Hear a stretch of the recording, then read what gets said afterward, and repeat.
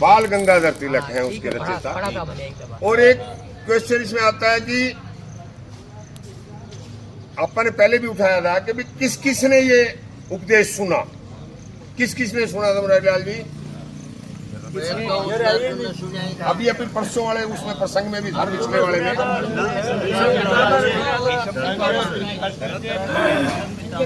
संजय और धृतराष्ट्र, संजय और धृतराष्ट्र ने सुना था। पर और जो थे और भी तो थे युद्ध भूमि में, उनने क्यों नहीं सुना? और किसी को नहीं सुना। क्यों भाई? दिव्य दृष्टि किसने दी? भगवान कृष्ण ने दी। संजय धृतराष्ट्र ने कहा कि मैं संजय को वेद देखूं कैसे प्रभु, अपने बच्चों को मरते हुए कैसे देखूंगा? तो कहते देखोगे नहीं, सुनोगे। वेद व्यास ने कही। तो फिर वेद व्यास जी ने संजय को दिव्य दृष्टि का वरदान दिया। तब संजय ने वो देखा और धृतराष्ट्र को बताया। किसने दिया ये? वेद व्यास जी ने, वेद व्यास जी ने। तालियां हो जाए चावला साहब के लिए भाई, जोर से तालियां। वेद प्रकाश जी के लिए भी तालियां। जैसे मासी बता रहे थे, 9वें अध्याय का मेन निष्कर्ष ये निकलता है। अरे अरे भगवान कृष्ण ने सुनो भाई, सुनो एक सेकंड। दलदल में फंसना किसे कहा है? मोह माया के चक्कर में मोह माया। दलदल में फंस गया। हाँ, ये सही बात।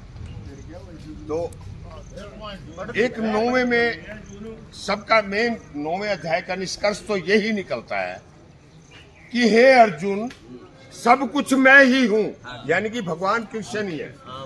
सब कुछ मैं ही हूँ, मुझे ही सब कुछ जान, मुझे ही भज, मेरे अर्पण हो जा, तू मोक्ष को प्राप्त होगा। इसका मेन निष्कर्ष ये अच्छा, तुम ध्यान से देखो, भीष्म पितामह दिखेंगे इनके अंदर आपको। चेहरा देखो इनका, जैसा भीष्म पिता खुद बोल रहे हो। हाँ जी, हाँ, श्री भागवत गीता का है कि भाई सब कुछ में। वो ऐसा क्यों हुआ? ऐसा इसलिए हुआ कि जब अर्जुन युद्ध भूमि में आए तो वो मोह में फंस गए। नहीं करना चाहता था वो। हाँ, हाँ, मोह में, हाँ बता रहा हूँ, मोह में फंस गए। इसलिए भगवान कृष्ण ने उनको समझाने के लिए, बताने के लिए कि सत्य क्या है, सच्चाई क्या है। हाँ, इस सच्चाई यही है कि मैं मरता भी मैं ही हूँ, जीता भी मैं ही हूँ। अगर मेरे को कोई किसी को मारता है तो वो नहीं मर रहा, मैं मर रहा हूँ। और कौन मार रहा है? मैं मार रहा हूँ। ये तो पहले से मरे पड़े हैं। हाँ, ये तो मरे पड़े हैं।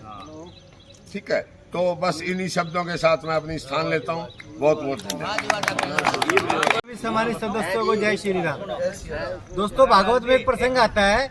एक बार महर्षि नारद जी के मन में आया कि श्री कृष्ण जी की ये 16,108 रानियां हैं, तो ये किनके साथ कैसे निभाते हैं।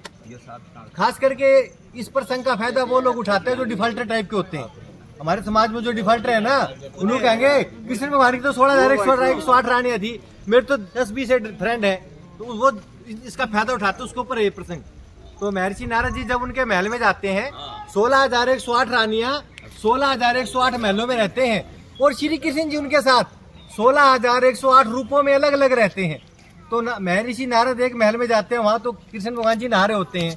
एक महल में जाते हैं, वहाँ नाश्ता कर रहे होते हैं। एक महल में उनको उपटन लगाया जा रहा होता है।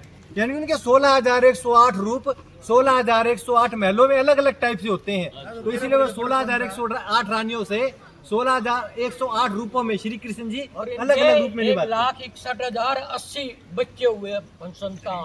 1,61,000 काम जीते हुए